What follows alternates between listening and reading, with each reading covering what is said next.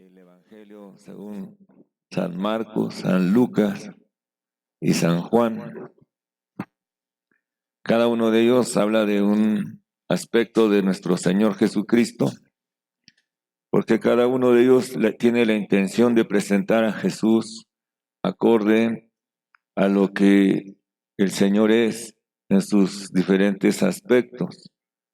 Hablábamos de que Mateo nos quiere presentar a Jesús como el Rey y nos quiere introducir a ese reino a través de Jesús como el Rey de los judíos. Mateo quiere presentar a Jesús y quiere demostrar que en realidad Él es el Rey. Además, Marcos también nos habla de otro aspecto muy distinto de nuestro Señor Jesucristo. Marcos nos presenta a Jesús como un siervo, como un esclavo, como aquel que vino a servir. Y por eso en Marcos no vamos a encontrar la genealogía de Jesús, sino que Mateo sí nos presenta la genealogía, porque quiere demostrar que Él viene de una línea, de un linaje real. Sin embargo, como Marcos no tiene la intención de hablarnos de un Jesús rey, sino un Jesús esclavo, Él no habla de una genealogía porque a nadie le interesa de dónde proviene un esclavo. Por eso Él no pone la genealogía de un esclavo. Sin embargo, Lucas sí nos habla de la genealogía de Jesús. Lucas pone otro cuadro distinto al de Mateo, porque Lucas quiere demostrarnos que Jesús es hombre. Y cuando nosotros estudiamos la genealogía de Lucas, entonces vamos a encontrar que Lucas nos lleva hasta Adán, porque la intención de Lucas es demostrarnos que Jesús viene de un linaje humano también y que Él es 100% hombre. Así es que por eso Lucas sí nos habla del árbol genealógico de Jesús, llevándonos hasta Adán. Y cuando llegamos al Evangelio según San Juan, tampoco San Juan nos habla de la genealogía de Jesús, porque la intención del Evangelio de Juan es demostrarnos que Jesús es Dios. Y Dios, Él es el principio y Él es el fin de todas las cosas. Y quiere demostrarnos que ese verbo estaba en el principio con Dios y ese verbo era Dios. Y ese verbo estaba con Dios y ese verbo se hizo carne y habitó entre nosotros. La intención del Evangelio según San Juan es demostrar que Jesús tiene también la naturaleza divina, que Él es 100% Dios. Y cuando llegamos entonces, algunos le llamamos el quinto Evangelio. Ya nos referimos al Evangelio según San Pablo, porque Pablo nos habla de 14 epístolas, y en esas 14 epístolas él habla del Evangelio de Dios. Ahí, por ejemplo, en Gálatas, como vimos en la reunión anterior, en el capítulo 1, él se sorprende de que tan pronto se hayan alejado del Evangelio de Dios, siguiendo un evangelio diferente. No que haya otro evangelio, él mismo dice, sino que hay un solo evangelio. Solo que este evangelio tiene diferentes aspectos. Y lo malo es que hay algunos que quieren perturbar el evangelio de Dios. Y por eso Dios usa a Pablo para ayudarnos a nosotros los gentiles que hemos sido introducidos a la iglesia, al cuerpo de Cristo. Y ahí en Gálatas nos habla tocante a la revelación del Hijo de Dios. El Hijo de Dios que fue revelado en Pablo. Ahí en Gálatas 1:15 y 16 dice: en la palabra. Dice, pero cuando agradó a Dios, que me apartó desde el vientre de mi madre y me llamó por su gracia. Es de suma importancia ver primeramente que a Dios es al que le agrada, a Dios le agrada revelar a su Hijo, a Jesús. A Dios le agrada revelar a su Hijo en mí, dice Pablo, para que yo predicase entre los gentiles, dice, no consulté enseguida con carne y sangre. Él no fue a consultar con sus parientes judíos, ni con los rabinos. Él no fue a consultar ni con los apóstoles. No, sino que él, Dios, le habló directamente a Pablo a través de Jesús. Dice, ni subí a Jerusalén, la ciudad religiosa, a los que eran apóstoles antes que yo, sino que fui a Arabia y volví de nuevo a Damasco. Así es que a Pablo le interesa mucho hablar de Jesús, porque Jesús es el centro del plan divino de Dios.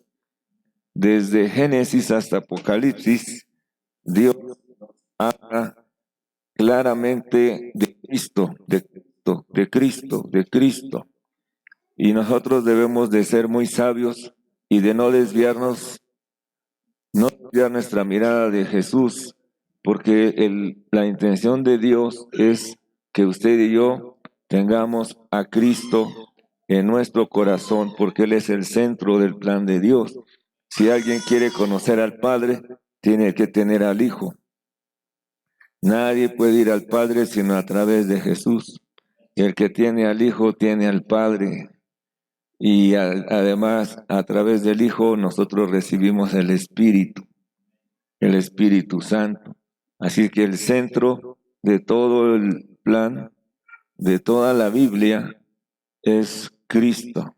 Toda la Biblia es cristocéntrica. Todos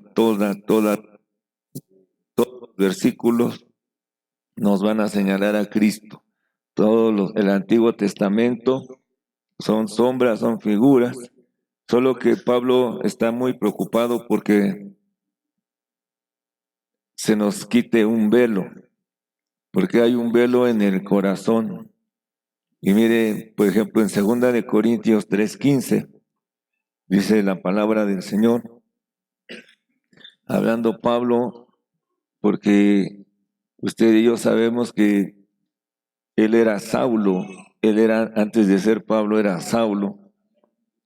Y una vez que él dice que iba camino a Damasco, dice el libro de los Hechos, para perseguir y matar a los cristianos, porque él era muy celoso de sus tradiciones, era celoso de su religión, y su celo era tan así que él consintió en la muerte de Esteban. Y mire lo que dice Pablo, dice, y aún hasta el día de hoy, cuando se lee a Moisés, el velo está puesto sobre el corazón de ellos. Cuando Pablo se refiere a los judíos, dice que los judíos tienen un velo en el corazón. ¿Cuál es ese velo que tienen los judíos? Ese velo es la religión judía. Los judíos son muy celosos de su religión y tienen ese velo en su corazón, y cada vez que se acercan a la ley de Moisés, siguen teniendo el mismo velo en su corazón y no les deja permitir ese velo, no les deja permitir y conocer a Jesús, el autor de la vida. Cuando nosotros vemos la religión de los musulmanes, es otra religión que no conoce a Jesús, no lo conocen, tienen un velo en su corazón. Si hablamos de la religión católica, es otra religión que habla acerca de la Madre de Dios. Mire qué velo tan oscuro tienen en su corazón la Madre de Dios. Y cuando uno quiere hablarles de la palabra y mostrarles que Dios es el creador, que Él nos hizo y no nosotros a Él, cuando uno quiere hablarles de que las imágenes tienen ojos y no ven, tienen oídos y no oyen, tienen boca y no hablan, tienen pies y no caminan, a ellos les queda el mismo velo en su corazón. Y eso es terrible porque están en oscuridad, están en tinieblas y defienden a la madre a capa y espada y dan su vida por la Madre de Dios, cuando Dios no tiene madre. Él creó a María. Claro que Él usó a María para que viniera el Espíritu Santo y engendrara a Jesús, no que engendrara a Dios. María engendró a Jesús, pero tienen un velo tan profundo, tan oscuro, que ese velo es puesto por Satanás. Satanás es el que pone el velo para que no puedan conocer a Jesús. Y dice la palabra que solo Jesús puede quitarnos ese velo. Solo Dios puede quitarnos ese velo. A Saulo lo tuvo que enfrentar Jesús camino a Damasco. Y dice que Jesús mismo se le presentó y tuvo que quitar el velo religioso de su corazón. De esa manera Pablo fue convertido a Cristo. Él tuvo una experiencia con Cristo, porque Cristo, Dios, es espíritu, Él es Dios y Él es espíritu. Y todos nosotros, cuando venimos a los pies de Jesús y tenemos una experiencia en nuestro espíritu, entonces nosotros realmente podemos ver que Jesús viene a ser revelado a nuestro espíritu. ¿Cómo podemos tener contacto con Jesús, que es espíritu? Solo a través del espíritu humano regenerado podemos tener el espíritu de Dios. El espíritu de Dios. Dios nos ha dado a nosotros, los humanos, nos ha dado un espíritu humano. Es el órgano con el cual podemos contactar a Dios.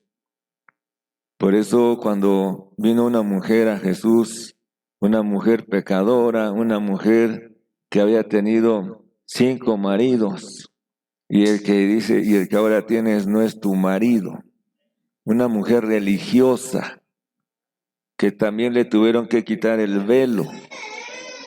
Llama a tu marido. Ella estaba muy interesada por saber dónde se podía adorar a Dios, en qué monte se podía adorar a Dios. Y Jesús le tuvo que quitar el velo de su corazón, hablar de su condición y poder ella tener un encuentro con el Espíritu de Dios.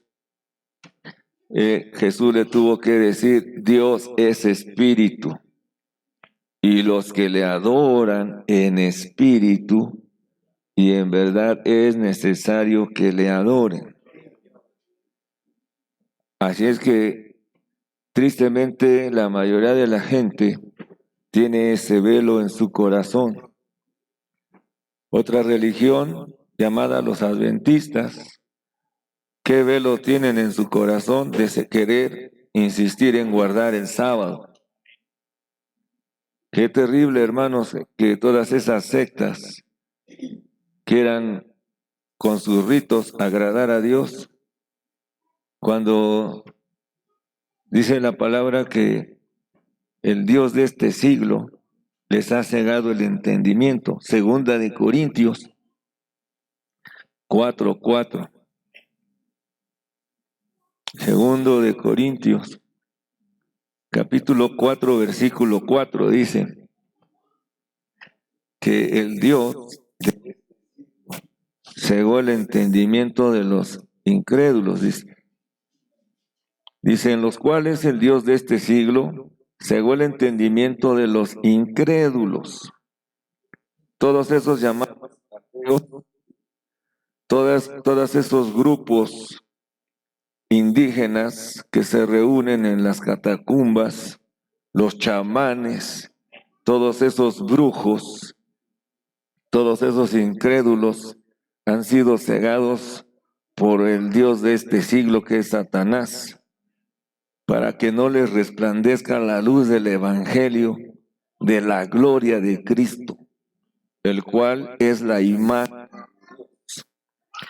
No importa si es una persona muy culta, con mucho dinero, no importa si está en una catedral lujosa, no importa si está en Roma, ahí está Satanás en el Vaticano. Vaticano. ¿Qué quiere decir Vaticano? Algunos dicen es que ahí en el Vaticano fue elaborado la Batichica.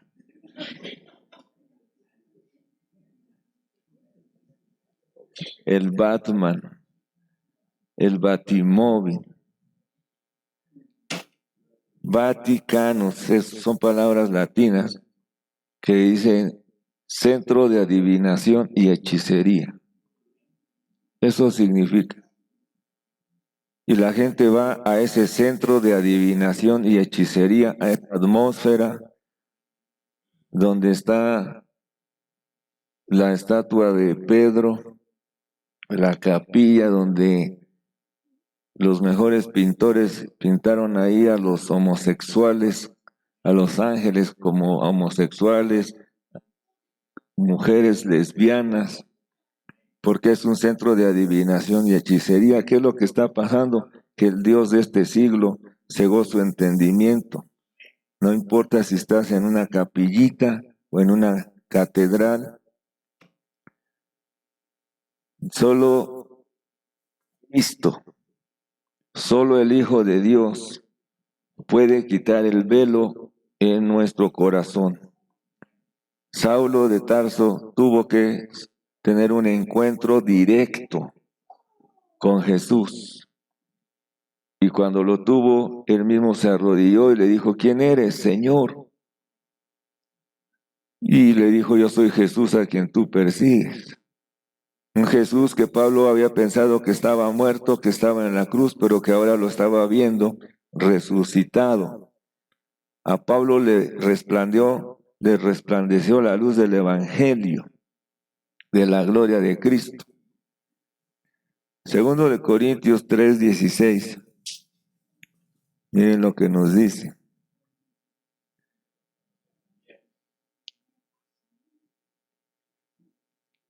Segunda de Corintios 3:16.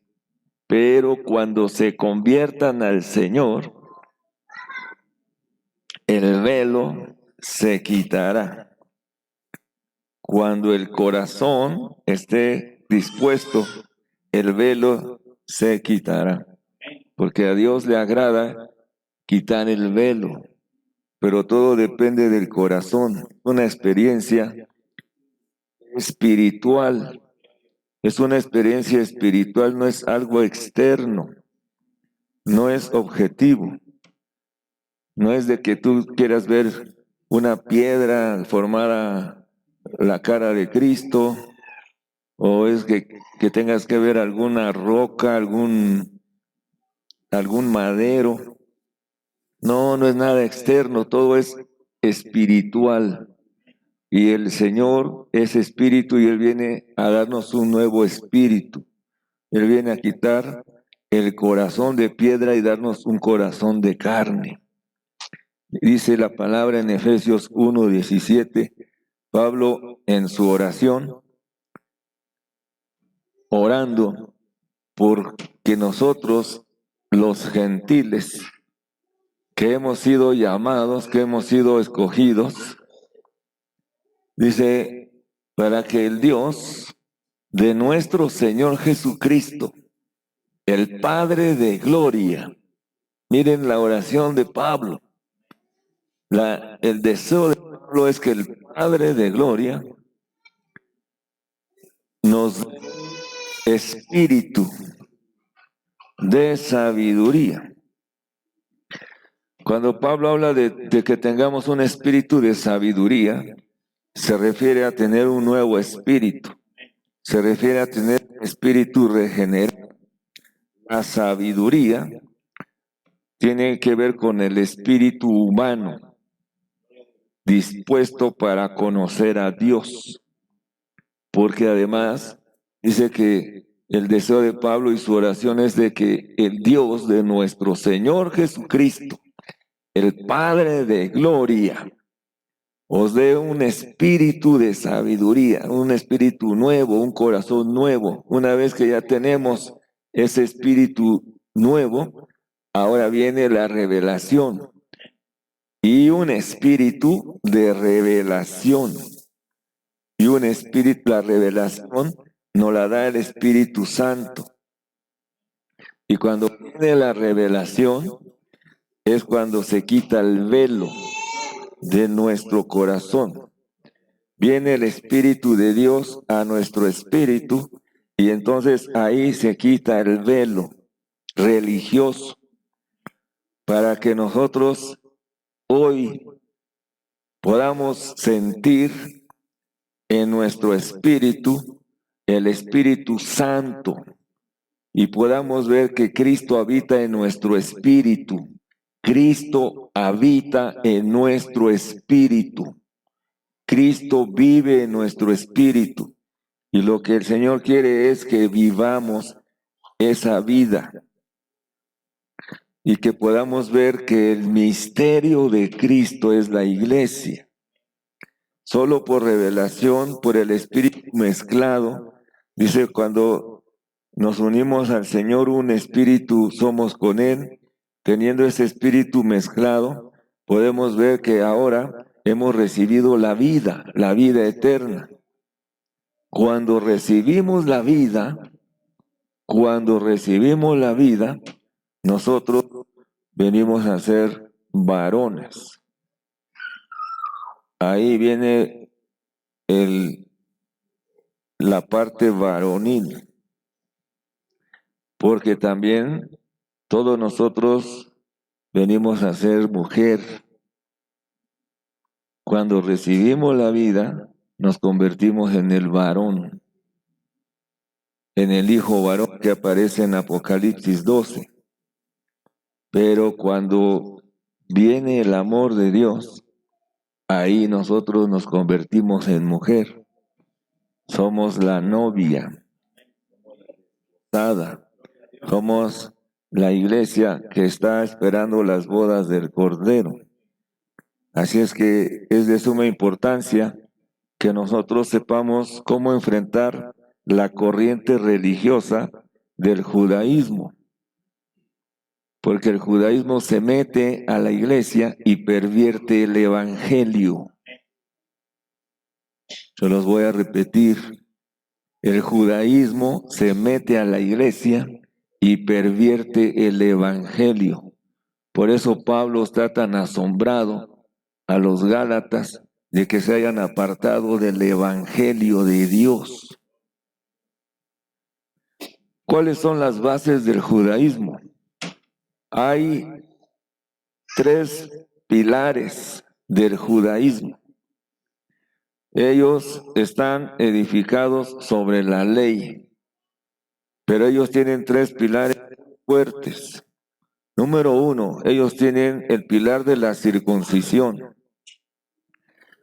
Ellos tienen el pilar del sábado, del sabbat, de guardar el sábado. Y tienen el tercer pilar de la dieta santa, de la comida santa.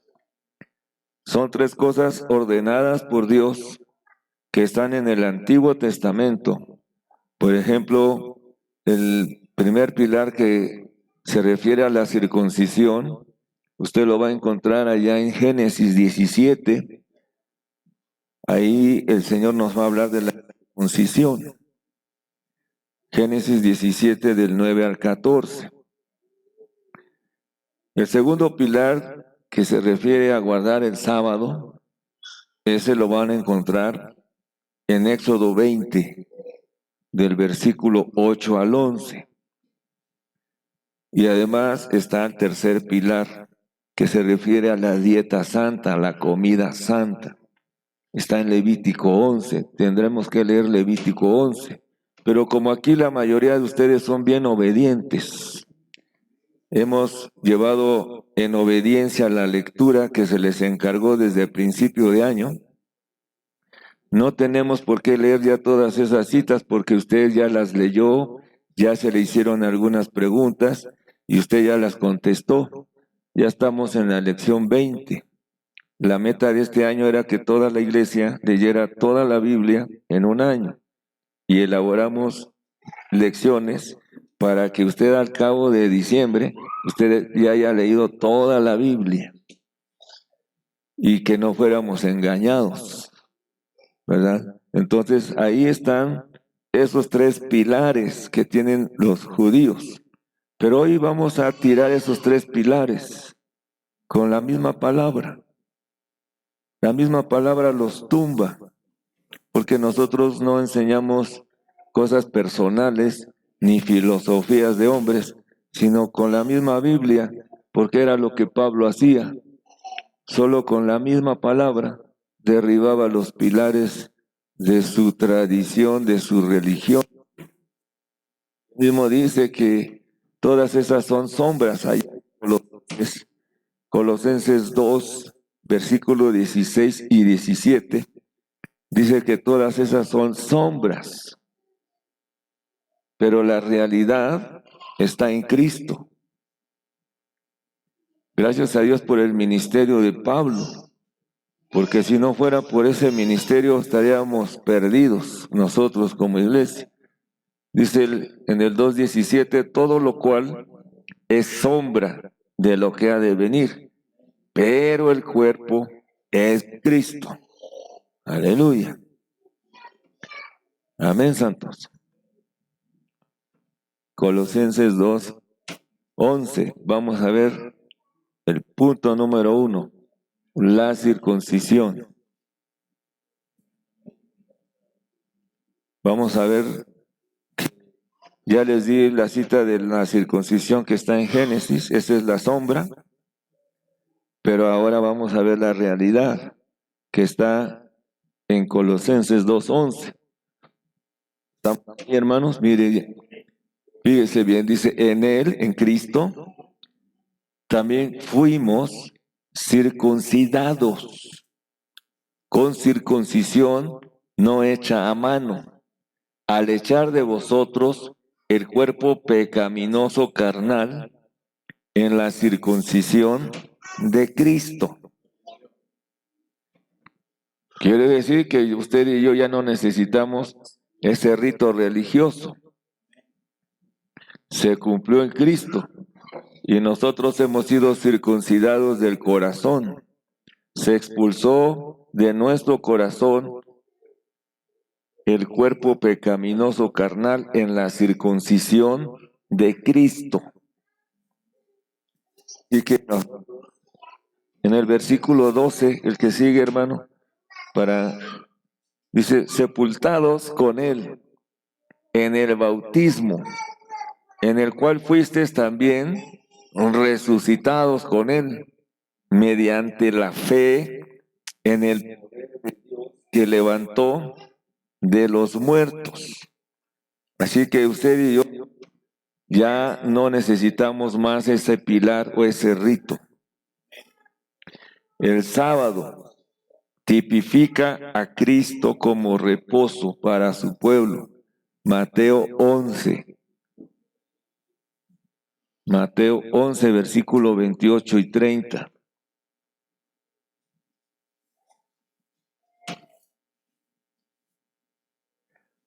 Dice Mateo 11, 28 al 30. Venid a mí todos los que estáis trabajados y cargados de religión, no de pecado, no de tus problemas, no de tus enfermedades o de tus angustias. No se refiere a eso. Cuando ese versículo se refiere a los que estamos cargados de tanta religión, porque la religión pone cargas. Es una carga la circuncisión, es una carga el sábado, es una carga que las cargas, que nadie las puede llevar a cabo. Y Jesús mismo dice, vengan a mí, todos los que estén trabajados y cargados, y yo los haré descansar. Aleluya, llevad mi yugo sobre vosotros y aprender de mí que soy manso y humilde de corazón, y hallaréis descanso para vuestras almas. Porque mi yugo es fácil y ligera mi carga. Aleluya. Es espiritual, Cristo nos vino a dar libertad, no nos vino a dar cargas, ni dietas. ¿Qué simbolizan las dietas santas? Las dietas santas, que es el tercer pilar, simbolizan la distinción de personas. Esa dieta lo único que hace es mostrarnos si hay personas limpias o hay personas limpias. Y allá en Hechos 10 mostraron a Pedro. Hechos 10, versículo 11 al 16.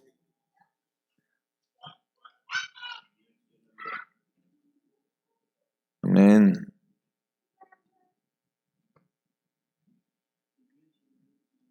Dice que Pedro vio el cielo abierto y que descendía algo semejante a un gran lienzo atado de las 4 puntas, era bajado a la tierra, en el cual había de todos los cuadrúpedos terrestres y reptiles y aves del cielo, todos los animales, y le vino una voz: levántate, Pedro, mata y come. Entonces Pedro dijo: Señor, porque ninguna cosa inmunda ha entrado, ninguna cosa común o inmunda he comido jamás. Volvió la voz a él la segunda vez: lo que Dios limpió, no lo llames, ¿verdad? Esto se hizo 3 veces porque Pedro no entendía que los gentiles también habíamos sido limpiados con el sacrificio de Jesús. 3 veces le tuvieron que hablar de si aquel lienzo volvió a ser recogido en el cielo. Mientras Pedro estaba perplejo dentro de sí sobre lo que significara la visión que había visto, y aquí los hombres que habían sido enviados por Cornelio, los cuales, preguntando por la casa de Simón, llegaron a la puerta. Y ahí nos muestra cómo es que desciende el Espíritu Santo también para los gentiles, solo al oír la predicación del Evangelio. Aleluya. Bendito el nombre del Señor. Quiere decir que la circuncisión, el sábado y la dieta quedaron como sombras. Y no estamos obligados, ninguno de nosotros, a someternos a la circuncisión, ni a guardar el sábado, ni a hacer dieta. Amén, santos. La observación del sábado, por si esto no es suficiente, vamos a darle otro golpe. La observación del sábado fue abolida por el ministerio del Señor Jesús. Mateo 12, del 12. Mateo 12, del 12. Entonces observemos 3 pilares que son anulados por 3 ministerios. El primer ministerio del sábado fue por el ministerio de nuestro Señor Jesucristo, fue abolido. Mateo 12, del 1 al 12, dice: en aquel tiempo iba Jesús por los sembrados en un día de reposo. Y sus discípulos tuvieron hambre y comenzaron a arrancar espigas y a comer. Viéndolo los fariseos, los religiosos, le dijeron: he aquí tus discípulos hacen lo que no es lícito hacer en el día de reposo. Pero él les dijo: ¿no habéis leído lo que hizo David cuando él y los que con él estaban tuvieron hambre? ¿Cómo entró en la casa de Dios y comió los panes de la proposición, y que no les era lícito comer ni a él ni a los que con él estaban, sino solamente a los sacerdotes? ¿O no habéis leído en la ley cómo en el día de reposo los sacerdotes en el templo profanan el día de reposo y son sin culpa? Pues os digo que uno mayor que el templo está aquí. ¿Quién es? Es Cristo. Y si supieses qué significa misericordia quiero y no sacrificio, no condenarías a los inocentes. Porque el Hijo del Hombre es Señor del día de reposo. Pasando de allí vino a la sinagoga de ellos, y aquí había allí uno que tenía seca una mano. ¿Han visto a alguien con una mano seca? Y preguntaron a Jesús para poder acusarle: ¿es lícito sanar en el día de reposo? Mire qué terrible es la religión. Estaban más preocupados por guardar el día que por aquel que estaba con la mano seca. Y les dijo: ¿qué hombre habrá de vosotros que tenga una oveja? Si ésta se cayese en un hoyo en el día de reposo, no le eche mano y la levante. Pues cuanto más vale un hombre que una oveja. Por consiguiente es lícito hacer bien en los días de reposo. Fue abolido por el ministerio del Señor Jesucristo. La dieta fue abolida también por el ministerio del apóstol Pedro. En Hechos capítulo 10, versículos de 9 al 20, si quieren leerlo ahí en su casa, para no leerles todo. Fíjese, el ministerio de Pedro anuló la dieta. El ministerio de Jesús abolió el sábado. Y el ministerio de Pablo abolió la circuncisión. Colosenses, Gálatas 5, 6. Vamos a Gálatas. Gálatas 5, 6.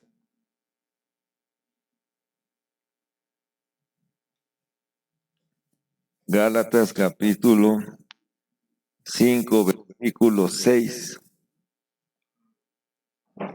¿Estamos ahí, amados? Vamos a repetir Gálatas 5, versículo 6. Porque en Cristo Jesús ni la circuncisión vale algo, ni la incircuncisión, sino la fe que obra por el amor. Capítulo 6, versículo 15, del mismo Gálatas. Porque en Cristo Jesús ni la circuncisión vale nada, ni la incircuncisión, sino una nueva creación.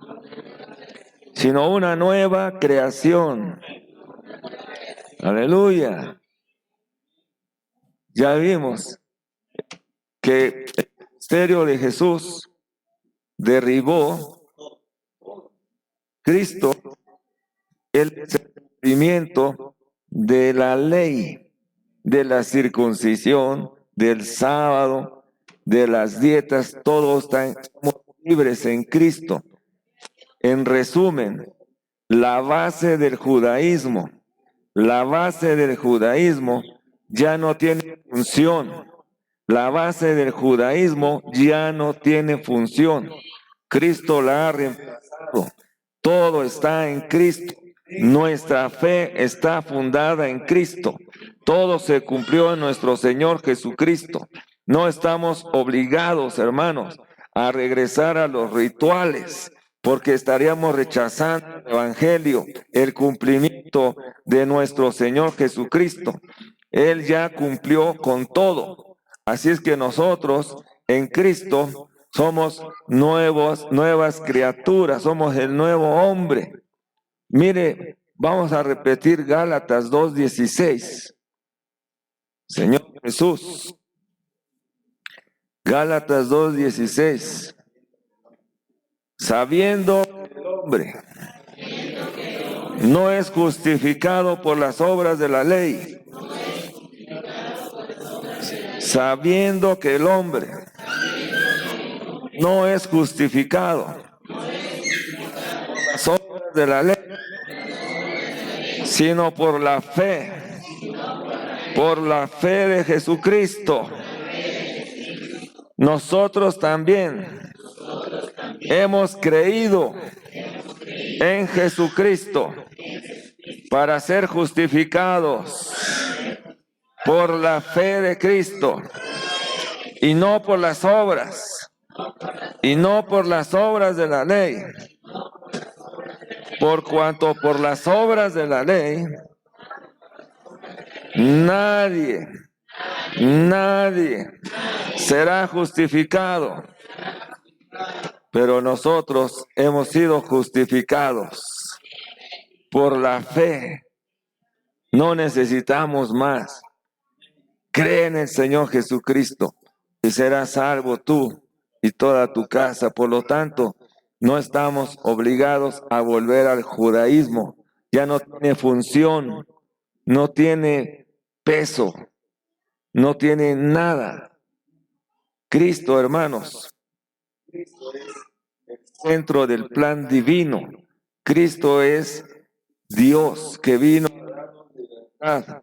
Todo llegó a su fin. Cristo en la cruz dijo, consumado es.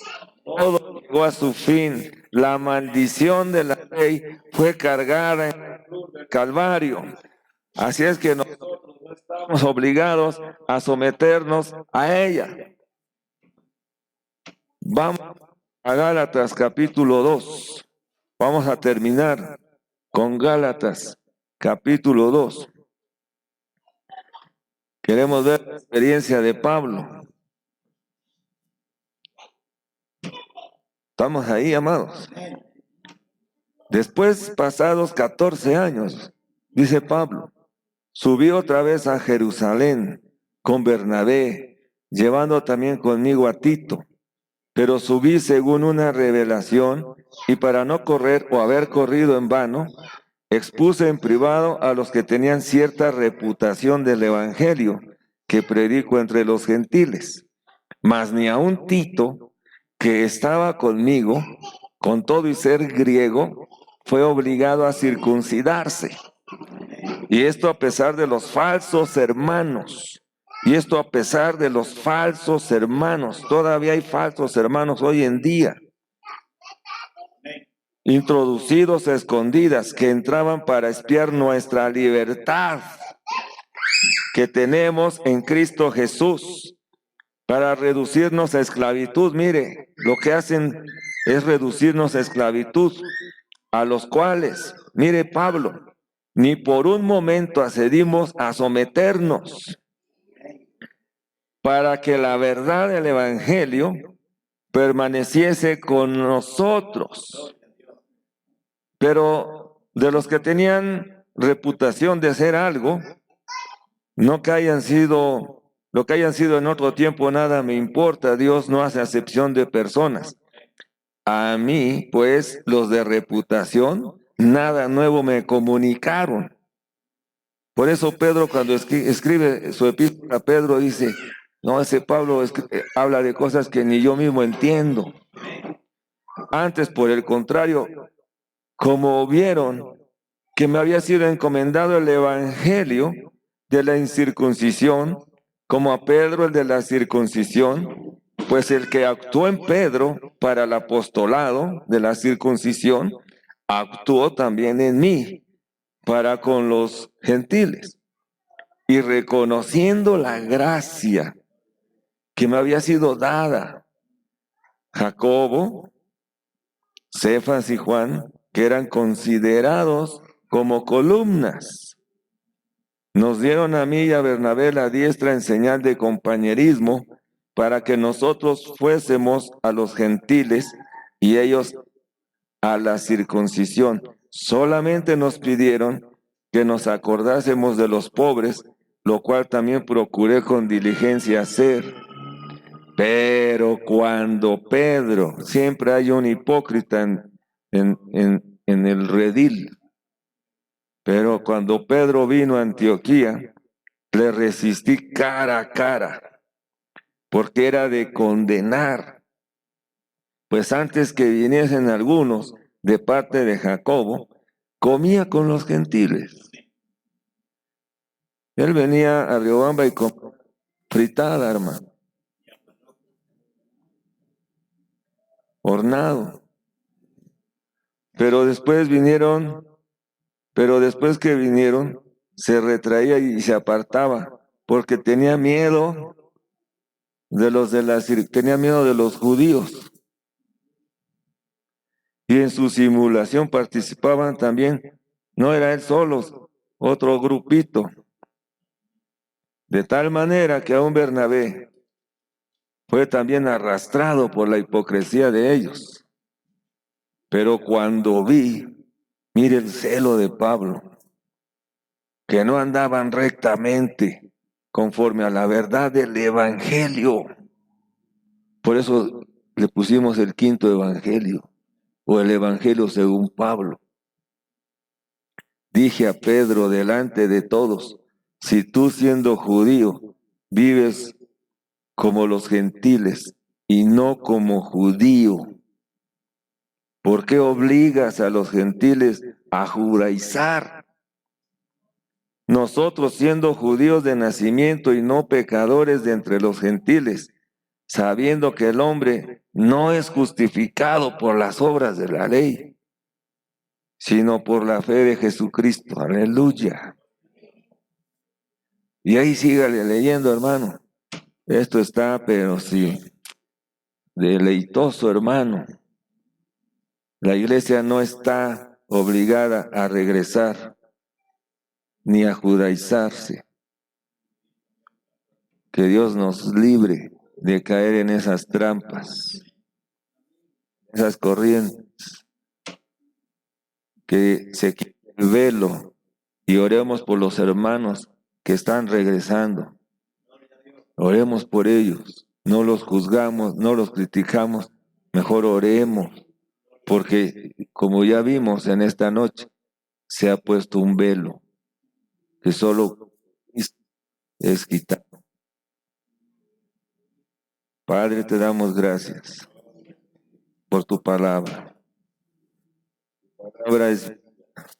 Tu palabra es nuestro alimento, nuestra dirección. Gracias te damos.